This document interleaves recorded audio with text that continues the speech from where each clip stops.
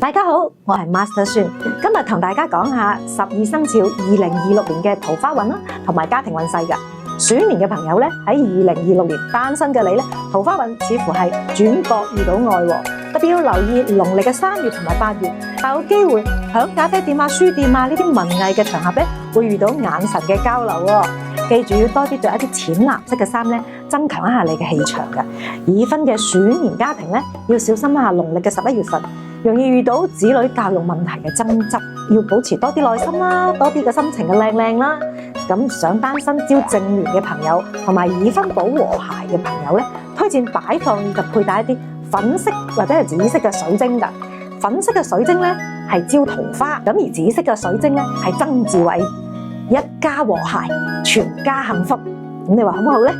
大家仲想知道多啲咩運勢咧？隨時聯繫評論區同我講。